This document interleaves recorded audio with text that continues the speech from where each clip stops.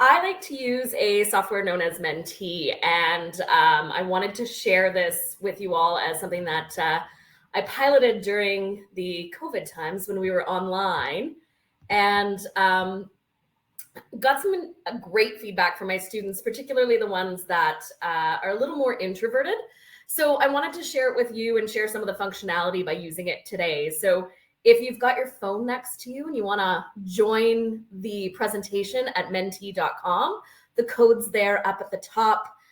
You should see a little thumbs up or a thumbs down if you want to let me know that you've joined. So Paul gave a bit of my background, but I've been teaching marketing and public relations for the last 8 years now. And before that was obviously in industry. And one of my biggest passions is really about supporting student success and seeing them accomplish what their goals are. So what we're going to cover off today is we're going to talk a little bit about some of the shifts that have taken place both in the world of business with our students. We'll cover off some definitions about AI, try to demystify it a little bit, and then talk about some of the uses and some tips for incorporating AI in what you do already. So if we look at the world of business writing, it's absolutely changed in the last 10 plus years. There's a massive digitization of content. It's rare that we're consuming physical copies of things now, right? Everything's moving online. We've seen an explosion of short form content with Twitter, which is now X, with all of our social media posts, with TikTok, right? We're consuming content in more bite-sized forms. We're seeing more interactivity where consumers can interact with businesses directly, whether it's through commenting on blog posts or commenting on social media. So we're seeing that interaction go up. We're also seeing expanding reach. So previously, right, when we would create writing for an organization, whether it was external facing or internal facing, we were focused more locally. But now we're seeing that expand through that digitization of content. So we have to be aware of the reach that we're having. And I would be remiss without mentioning AI-powered content. We're certainly seeing an explosion in that space as well. Not only that, we're seeing our students change. So Gen Z is dominating the classroom these days. I participated in some research that was done by another organization where they conducted focus groups and interviews of students to get a better sense of what the Gen Z makeup is. And some of the things that they found is that students in Gen Z are really more career focused earlier in their learning. They want to know how what is happening in the classroom is going to help them get a job at the end. So they really want to understand that career connection. They want to see value in what they're doing in terms of the skills that'll translate into getting a job. They're more progressive in terms of their values and their beliefs. They're hyper connected and digital natives. So not making any assumptions about everyone else, but speaking for myself, I did not grow up with the internet in my home from the time that I was born. So had to learn, social media and digital communications, whereas these individuals are hyper connected. This often leads to them also being distracted. I'm sure you've noticed this in your classroom, or maybe it's just mine, where, there's a lot of staring down and typing away. So there's, a number of things competing for their attention, which I think is true for all of us these days. They are certainly agile communicators who constantly consume content, right? So they are consuming that bite-sized content and they're consuming a lot of it. This might also lead to a lack of enthusiasm for writing. So this was something that was found, was that they're not as enthusiastic about writing or necessarily see it as the same skill that those of us who are slightly older saw it as. So it's our job to sort of instill that passion and make sure they understand the value. So with all of this change, obviously as instructors, we need to change too, right? We can't keep doing the same things and expect that we're gonna, get the same results, because that's no longer the marketplace. So we have to shift the way that we're engaging students. We have to shift the way that we're teaching, and we need to look at ways to introduce those skill sets that students are looking for. So with that, I know there was the poll function there, but I wanted to introduce it with Mentee. Are you using AI in your classrooms today? And if you have not joined the Mentee, that's okay. Pop it in the chat and I can see it there.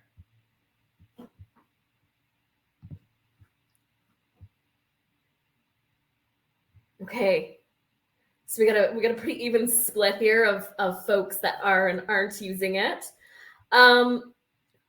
If you are using it, why are you using it? And if you're not, why not?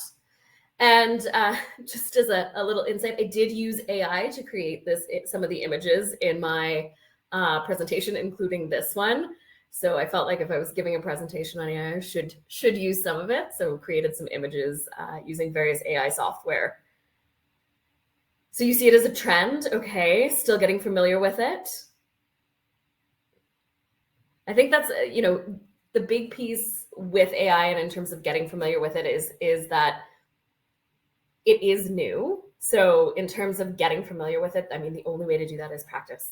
And I think that would be my biggest tip. And we'll cover that later on. But one of the biggest things is just use it, right? I used it this summer to create a vacation plan for me to go to Greece. So I wanted to go to Greece, was excited about Greek islands, and said, hey, ChatGPT, what can you tell me about the order I should visit the islands in? This is how much time I have. Here's all the information. And it spit out an amazing travel itinerary. So play with it a little bit and see what's there. Great to see that you talk about it in your classroom. I think that's one of the first steps in it, right? Is chatting about it and making sure that students are familiar, that, getting familiar with it and know that it exists. In terms of it being, in terms of the trend comment, I'm not sure if you're commenting that it's a trend or that it's trendy or where that goes, but I mean, I think AI is certainly here to stay. It's a tool. It's certainly the tool that we are most talking about these days, but I think it's here to stay. So when we talk about AI is essentially computers performing tasks, right? So it uses natural language processing to analyze text, understand context, and provide various writing relating functions, if we're talking about AI related to writing. Okay, so essentially it's just a computer doing something that you've asked it to do. In the case of writing, it's analyzing this text and then performing a function for us. When we talk about AI writing tools, we typically think about that content generators, right? So the Chat GPTs, the Jasper, the Copy AI, the WriteSonic, the AnyWords, those are the ones that we think of. But we're all already using AI in our classrooms, right? We've accepted grammar and spell checkers, right? The one that's built into Microsoft Word, that's being used already. Those are forms of writing AI, right? It analyzes the writing and corrects whether or not there's mistakes. We can take those spelling and grammar checkers a little bit further with things like Grammarly, ProWriting Aid, and Ginger. We've got style and clarity enhancers like Hemingway Editor and Style Editor. So this is where you plug your content in, and it would provide an assessment of the readability as well as some suggestions. Now, Grammarly does this as well if you're paying for their subscription. You can create resumes and cover letters through Resi and Zeti. You can summarize text through Quillbot and SummarizeBot. If you've got voice recordings that you'd like to transcribe, Otter AI is really great, as is Riverside. And then, like I said, the ones that we're going to focus on today and that we're all talking about is those content generators. So the Chat GPTs, the Jasper, the Copy AI, the WriteSonic, the AnyWord. And that is not to mention the hundreds, if not thousands, of other AI tools that are out there to create content. Like I said, you can create images, you can create PowerPoints. I mean, you name it, there is an AI tool there to do it for you. So since we mentioned the AI creators, I would be remiss not to mention AI content detectors. So we've got Chat GPT Zero, Turnitin, Winston AI, CopyLeaks AI content detector, OpenAI, AI text classifier. So there's a number of different tools out there that we can use to assess whether or not content has been created by AI. But one of the best assessment tools is really you as the instructor, right? So getting familiar with your students' writing, getting familiar with what AI content looks like, that is a great way to assess it. And then have those conversations with your students, when you suspect that AI has been used. So this is a quote from an article that appeared earlier this year. So it's in a world that increasingly values the use of AI in the workplace, students who lack experience with manipulating AI tools to increase their productivity and efficiency will fall behind those who do have the experience and skills. And I mean, to me, this really spoke to me about the fact that this is a skill set that employers are expecting students to have. And if we pretend that AI doesn't exist or don't encourage the use of those skill sets, they're going to fall behind, right? This is a tool that increases efficiency. I made a comparison in my class the other day that, when nail guns were invented, it's not like everyone who built houses was no longer considered a carpenter because they used a nail gun instead of just a hammer, right? It's a way to make things more efficient. But we need to do that ethically. We need to do that with awareness, and we need to do that with understanding. So one of the key pieces with AI is that it's data, directions, or instructions are needed to use AI. And this is where the human element comes into play, right? AI isn't a replacement for human writing. It's not a replacement for human experience. There has to be someone who gives it the directions and gives it the instructions to create the information. So when we talk about where a human is needed, right, we're needed to write the prompts that produce the copy. We're needed to revise the content for the appropriate language and tone. We're needed to revise the content for audience appropriate readability, for content bias, for accuracy, to add those internal and external links, including citing those sources. So this doesn't mean that AI replaces humans when it comes to writing. We still have to understand the foundations in order to be able to revise the contents, in order to be able to determine whether or not it's audience appropriate, to determine whether or not there's bias, to determine whether or not there's accuracy. So a skilled human is still needed that understands the foundations of writing in order to be able to use AI effectively. So when we talk about fostering AI skills in the classroom and fostering AI use, somebody mentioned that they talk about it in the classroom, even though they don't use it. I think that's fantastic. Like, that is the first step, is talking about it, right? It demystifies it for students. It also lets them know that you're aware that this exists. So talking about AI, talking about how we can use AI, right, whether it's to create long form content or short form content, is a great way to do it. One of the things that I like to do in my class is demonstrating some of the capabilities. So I teach a course in marketing trends, and we talk a lot about content marketing. So we use AI and test it out to create various content. And then we assess that content about whether or not it matches the brand voice that we're looking for. We talk about how we can tweak it. And so we use it in the classroom and demonstrate those capabilities. The other piece that's important is practicing using it. So designing prompts. AI and what it produces is only as good as the information that it gets. So giving students the opportunity to practice designing prompts is an important part of producing good AI content. The other piece is giving them the opportunity to check the accuracy. This is something that I think is super important. We've heard this talked about with AI in a number of different instances. AI will absolutely make things up. Like, there's no denying that. There's no other way to put it. It will create information. If you ask it to create sources, it will 100% fabricate those sources. They will look accurate, but when you click on the links, they will take you nowhere, right? So it is super important to check that accuracy, right? And triangulate the information that you get from AI. And then you want to give guidance on how to ethically incorporate and cite AI in their information. Now, I know a lot of institutions haven't come up with policies yet on AI use. I know my institution hasn't, some have. So certainly it will vary in terms of how you want your students to cite AI. OpenAI, the creator of ChatGPT, basically says, like, make it so that it is abundantly clear that this comes from AI. You want to be absolutely transparent with the use of AI content so that even the most inexperienced individual would know that it is AI. So making sure you develop those guidelines that work for you and make that clear to your students. Yeah. All right. So when we talk about AI and AI use, we can talk about the various ways that we can use it, right? Like I said in my example, I used it as an expert travel guide. You can use it as an expert chef. Let's say you have people coming over and you've got various food restrictions. You can tell ChatGPT that you have these guests coming over. Here are their food restrictions. Give me a recipe that uses A, B, C, and D, and it will spit it out for you. And typically it's pretty good, right? So making sure that that you're talking about those various ways beyond just the writing piece of it. It's super useful for interview prep. If you tell ChatGPT that you were going for an interview in this area, here's the job description, create some questions that could be asked in this interview. Help me with some answers, right? So it can be really helpful.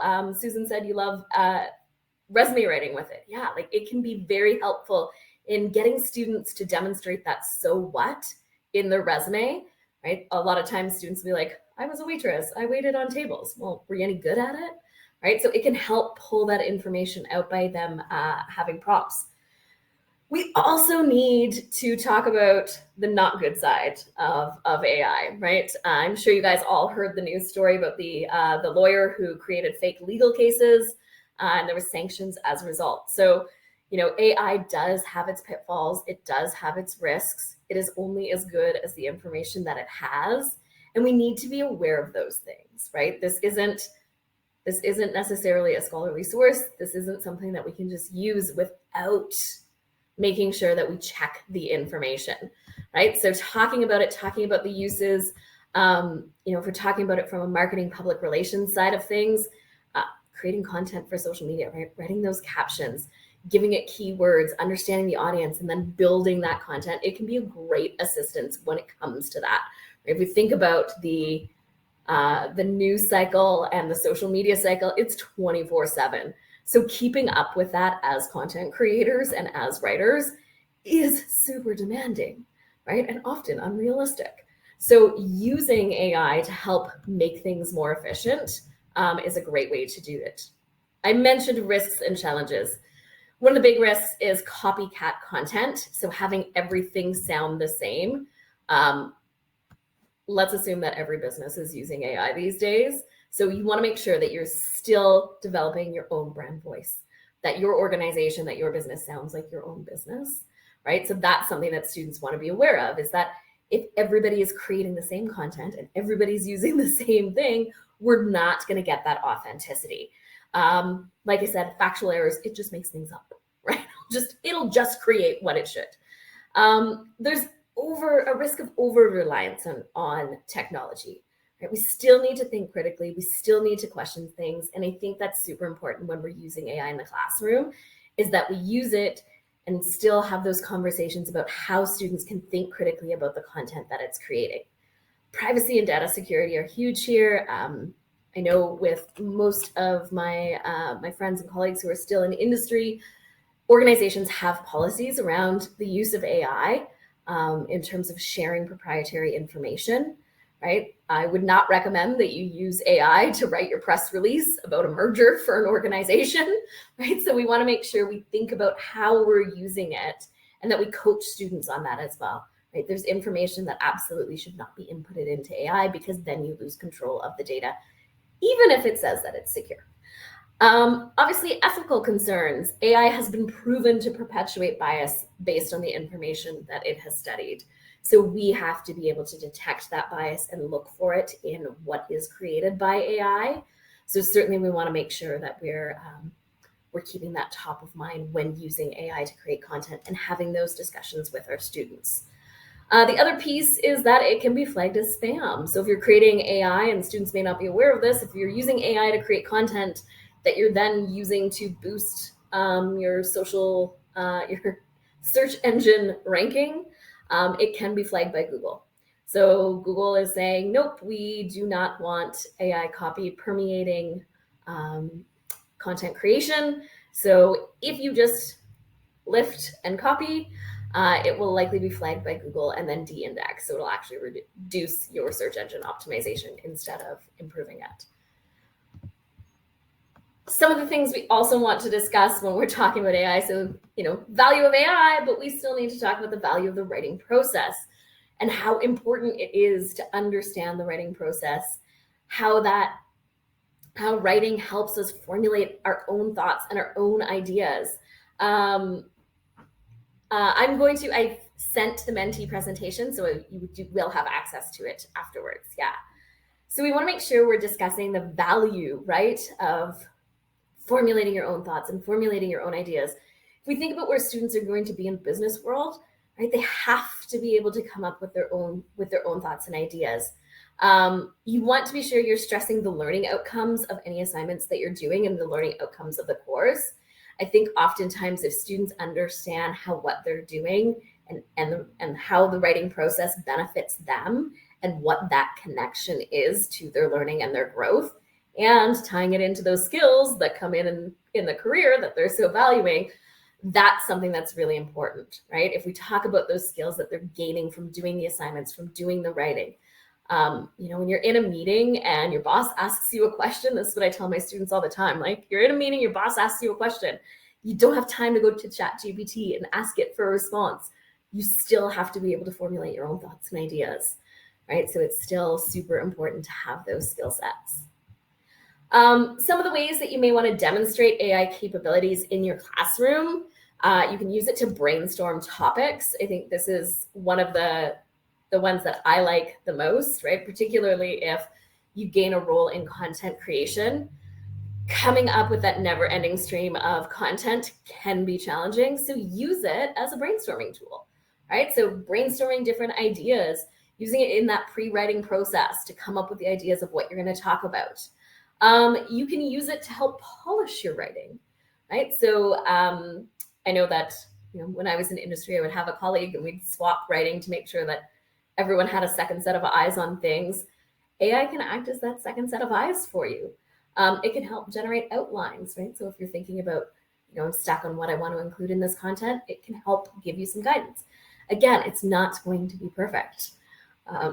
This is where you still need to bring in your own experience and your own abilities. It can produce models. So if you're learning a different writing style that you're not used to, or maybe you've been asked to write something in a format that you're not familiar with, you can ask AI to produce a model for you.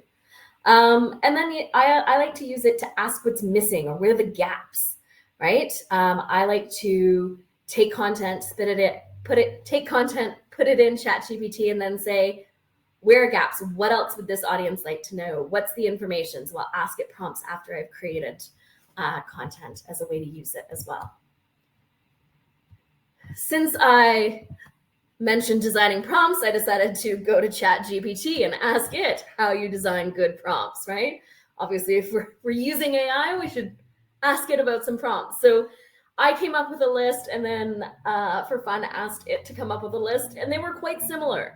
The biggest one is specific and clear in your prompts. So you want to be sure that you're providing the right context. So the more information you give it, the more accurate it's going to be. So giving it information about your audience, about the length, about the content, the style. If you provide content that's already been created to give it an example of what you're looking for, all of those things can help make sure you're getting information that you want.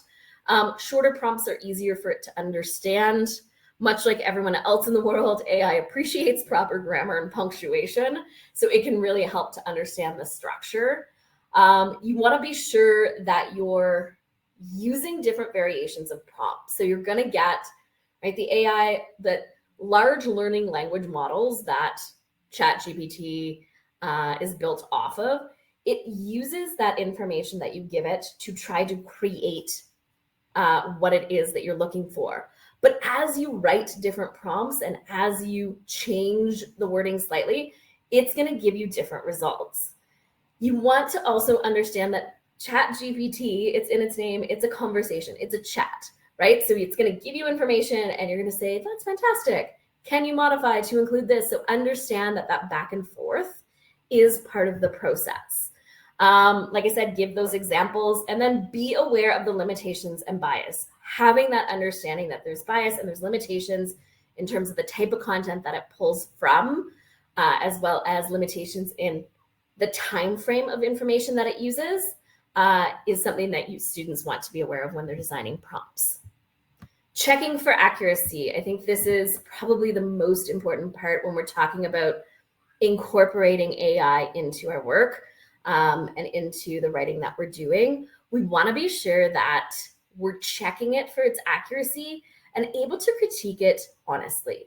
So one of the things that I sometimes get my students to do is take what they're looking to write, create some prompts, get the information, and then do a critique of it, right? And we'll do it in class with a pen and paper, where they'll say, okay, so what's been included, what's been excluded, what are other perspectives that they should consider? Are there gaps in the evidence or the logic?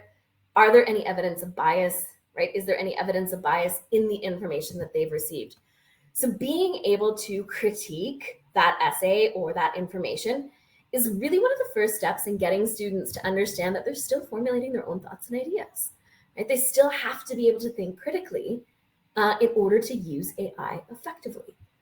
Another practice, right, is the reliability of AI writing. And this is one that you may want to use. You may want to create various writing samples, including some that are inaccurate, and then ask students to figure out whether or not the information is reliable, reasonable, and relevant, right? So if you create 3 different writing samples on a topic using ChatGPT, share them with your class, and then ask them, is this accurate?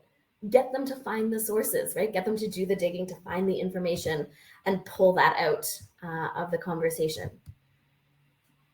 One of the pieces on giving guidance on ethically sourcing and incorporating AI in your classrooms, like I said, some institutions have policies, most don't. So it's up to you as the instructor to decide what the policy is in your classroom and what's acceptable in your class.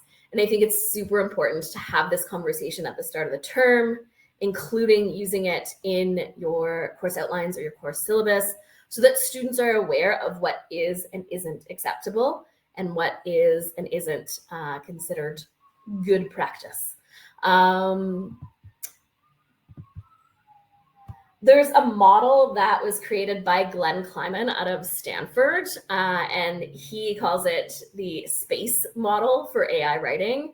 So starting out with setting direction. So this is where you decide what it is that you're looking to accomplish. So setting out your goals, deciding your audience, doing that pre-writing stage of things, right? Figuring out, what am I looking to talk about? Who am I looking to talk to? What do I want to accomplish with this?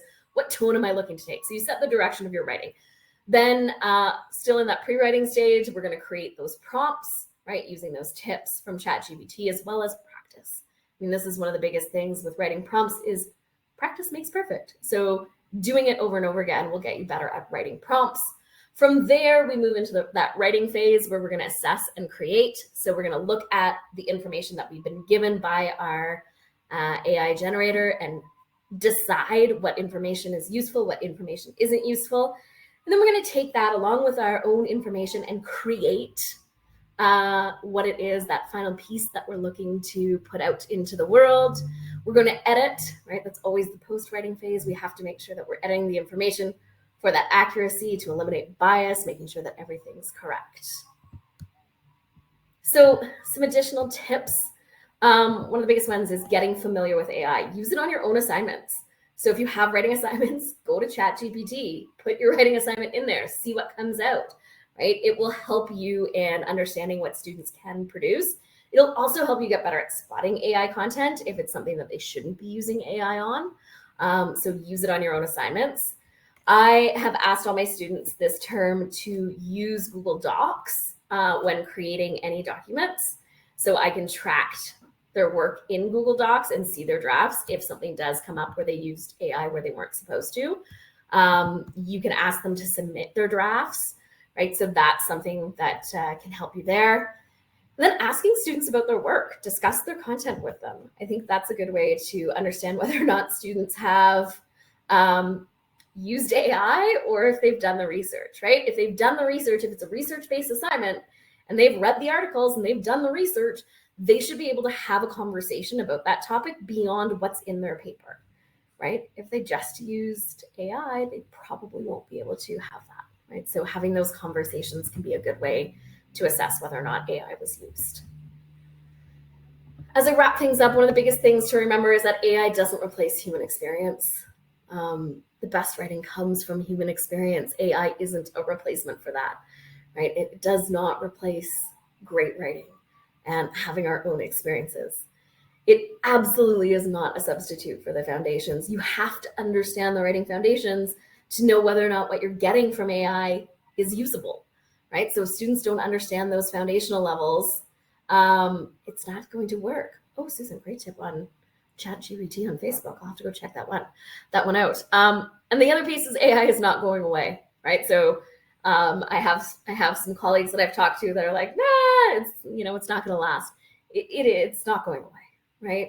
The demand for content is so high in organizations these days that in order to keep up with it, AI is going to stick around. So we need to embrace it. We need to figure out how we can use it in our classrooms, and we need to engage students with it. Here are some additional resources that have some great conversations on AI and using it in the classroom. So University of Pittsburgh, Simon Fraser University, and Yale University Press all provide some great resources there. We're going to do a Q&A, and those are my references in non-APA format. We will accept them, even in Thank you. Okay. Thanks, Julie. That was an awesome presentation, and we have lots of questions. Great. So I'm going to hop into some of them. First question is, do you include AI content in your courseware? And I think you kind of answered that, but... So in terms of in the courseware, there's a section on AI use. Admittedly, when we go back and do the revisions to it, it's going to be more robust. I think when we were developing it, we're sort of at the front end of this AI trend. And so as we're starting to see it evolve, definitely we'll see that evolution on using it in the classroom, how to use it for writing exercises, and definitely some more information there in the next revision. So happy to see that AI is going to keep me busy. Good. How deeply do you go into the ethics of using AI? I have a lengthy discussion with my students about it because I think it's something that's very important, particularly if we think about where students go after they leave us, right? So using AI in the workplace and thinking that it's something that is going to remain private is frankly naive, right? So I think, having those conversations and being upfront about it of, knowing what you can and can't share on AI, knowing what is and isn't acceptable, the proprietary information of an organization, right? Information privacy, customer privacy, all of those concepts with AI. And then the piece of it, presenting AI as your own work, right? Certainly that is something that we have a conversation about. And my stance on it is presenting it as your own work without citations is exactly the same as plagiarism of any other tool or individual. Yeah. Great, thank you. Do you have a favorite activity or assignment you give your students with AI? Like I said, I like to take a couple of different approaches. So we talk about content creation. So we talk about content creation as if we were starting a business. So I give them an example of a business that we might start. We talk about the customer journey and who the target market is, and then look at what AI can produce, and then talk about how we can tweak that, right? Where are the gaps? What's working in this? What's not working? How do they all sound the same? So if we're all starting the same business, right, making sure that we're not producing the same content, and then how we add brand voice, how we add that appeal to our audience based on that. Yeah. Fun. What is one AI tool that you use the most in your class? Definitely ChatGPT. That would be the one that we use the most, for sure, with that written content piece. But we do look at some of the other sources on creating images as well. Yeah. Great. I apologize, I haven't been saying the names, but Saeed asked, how do we use writing assistance with AI? I'm not sure. So is that like in terms of using something like a Grammarly, or I'm not sure I understand the question. Okay. So we'll give him a chance to clarify, and I'll move on to the next one. You mentioned that Google can tell if something is AI generated copy and potentially lower an SEO score because of that. How can Google tell? And is there a way? Google, they know everything. Right. A secondary question, is there a way that educators can identify if something is entirely written by AI? And this is from Shannon. So, Shannon, some of the tools that I mentioned are great in terms of recognizing whether or not something's created by AI. Certainly looking for the tells in some of the writing. One of the ones that ChatGPT likes to use is like, I think it's in summary. It's been a while since I've spotted some AI content, but they like to have that concluding statement that's very like evidently. So they have like kind of watermarks and like words that they use over and over again. So by using it yourself and getting practice with it, you'll start to spot those trends and that like use of language over and over again, that repetitiveness, as a way to detect it being used. Truly, I mean, the best way to do that is if you suspect it, and I've done this. I mean, I will transparently admit last semester in the winter, I probably wrote up 10% of my students for AI use in my classes. Yeah. Because I wanted to send a strong message that you don't use AI in my class unless you're going to use it ethically. So having the conversations with them and asking them about the writing, right, was the best way that I found. And I mean, as soon as we started talking about it and they couldn't answer the questions, I then would say, like, listen, here's what I suspect. Here's what's showing up. Here's what I'm thinking. Like, and with the exception of one student, they all copped to it right away. It was like immediate that they were like, yep, I was running low on time. Here's what happened, and totally owned up to it. The one student who didn't own up to it eventually did. So yeah, I think that, you know, using some of those tools, I don't know if your institution uses Turnitin's AI detector is great. That's built in with some learning platforms, but some of those other ones that I mentioned, and then just having those conversations with students. My experience is that the students who did use it, as with anything, when we see students committing academic misconduct, it's usually that they left something to the last minute, they ran out of time, they were stressed out, and they were looking for a shortcut, right? And, you know, while AI can be helpful in making things more efficient, we still need to use it ethically. You had mentioned that there's not a formal way yet to cite AI. How do you ask your students to? Yeah, so my request is that they include screenshots, much like I did, of the screenshot of the output from ChatGPT in my presentation. So I asked them to provide screenshots of the output as well as screenshots of their prompt. So I asked them to provide that in addition to their reference list. So that's just like an attachment at the end of their document. Interestingly, I only had 2 students included with their writing last winter. I haven't had any written assignments come into me yet, so I'm going to be interested to see what comes in this fall. But yeah, I had 2 students use it last winter, and then, like I said, 10% of my class used it anyway and didn't tell me. So there you go. Okay. So we did get some clarification. Saeed said, you mentioned writing assistant. Who or what is it in terms of AI? Were you meaning stuff like Grammarly, or which really is? Yeah, Grammarly is an excellent writing assistant. It's absolutely an AI-based tool, and it's, again, this is where the AI detection can be tricky, right? So some of those tools will detect things like Grammarly. If you allow your students to use Grammarly in your classrooms, that's something that will still show up when you run it through the AI detector. So that's why having those conversations are so important, right? A lot of times if we think of like our international students or students who English is their second language, right? Tools like Grammarly can level the playing field for them. So, you know, you have to decide whether or not that is acceptable to use in your classroom or not. But yeah, like I said, having those conversations are super important. Great. Well, Julie, thank you so much. This was an awesome presentation. Lots of good interaction. Appreciate your sharing this with us today. Well, thank you. Thank you. I'm looking forward to sticking around and hearing from the other presenters. So thank you.